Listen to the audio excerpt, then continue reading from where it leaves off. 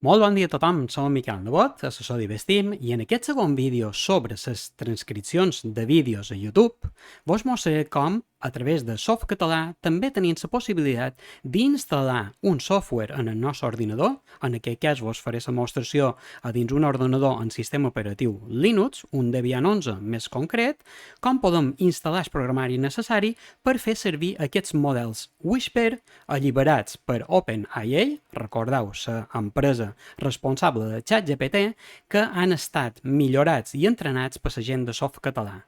Fixeu-vos, haurem d'anar fins a Softcatalà, recordeu, softcatalà.org, diccionaris i eines, i vendrem fins a transcripció d'àudio i vídeos a test. Ben igual que hem vist en el vídeo anterior, allà on han fet una transcripció de fitxers a test i allà on ells, de manera desinteressada i totalment gratuïta, se'n poden cuidar de fer aquesta feina per vosaltres.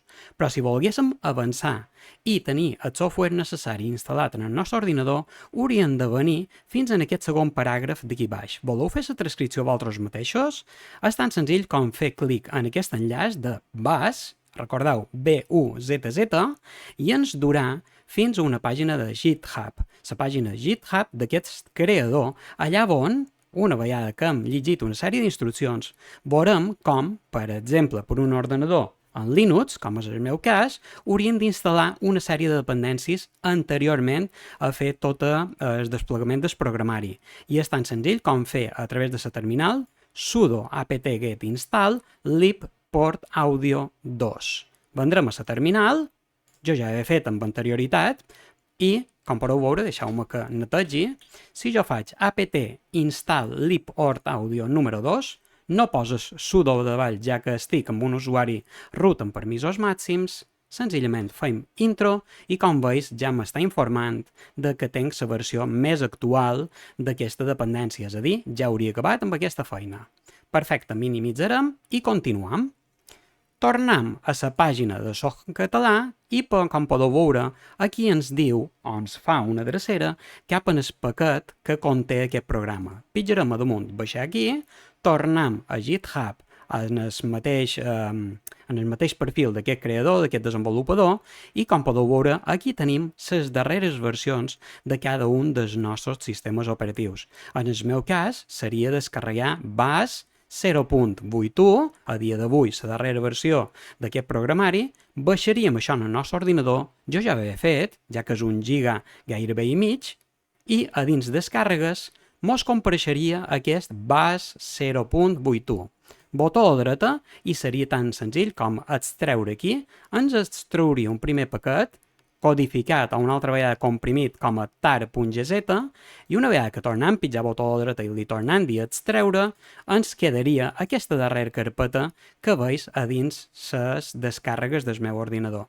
Seria tan senzill com obrir aquesta carpeta, fer una miqueta de scroll per avall, fins que trobam l'arxiu executable. Com podeu veure, és aquest que diu BUZZ de 15,1 megas executable.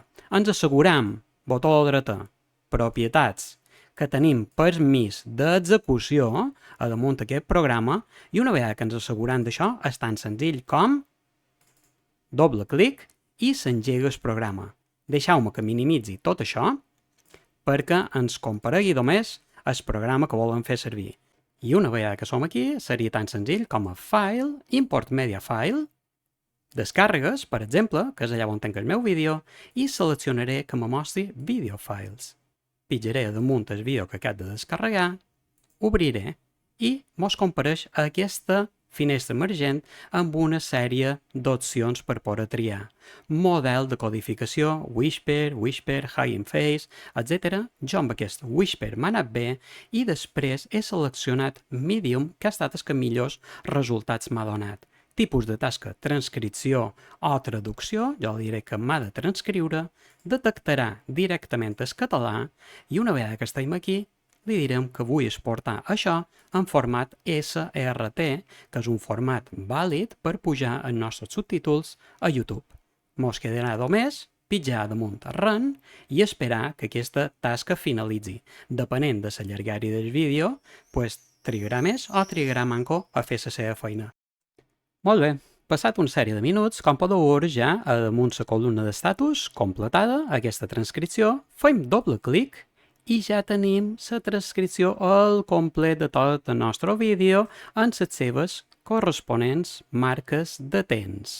Ja només ens quedaria exportar format SRT, que és un dels formats compatibles amb YouTube per pujar els nostres subtítols, i una vegada que ho tenim, per exemple, a damunt descàrregues, la nostra extensió favorita. Li diré que vull guardar aquests canvis. Minimitzarem això perquè no ens molesti i ja només ens quedaria obrir la nostra sessió de YouTube, jo ja ho he fet, i en el vídeo, allà on volen pujar els subtítols, senzillament part dreta, llapis, a la banda d'edició de subtítols, i una vegada que ens surt aquesta finestra, senzillament seria pujar aquest arxiu que acabam de generar. Com anteriorment li han dit que era un vídeo en llengua catalana, a la configuració del vídeo en el primer moment que l'hem pujat, ens diu que ha de ser amb temps aquest arxiu que pujant, ja que sense temps no està disponible per aquest idioma en català. Li diré continuar, prendré fins a descàrregues i li diré que vull pujar aquest arxiu.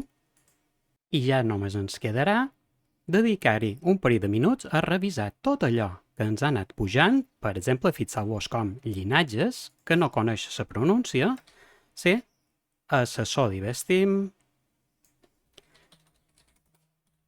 una tasca que antigament ens podria haver duit hores de feina, ara, amb senzillament un parell de minuts, podran tenir tots els nostres vídeos subtitulats al català al mil·límetre. Com ara vull que això quedi perfectament integrat a dins el nostre vídeo, deixeu-me un parell de minuts i acabaré en la correcció d'aquesta transcripció. Moltíssimes gràcies i espero que vos sigui d'utilitat.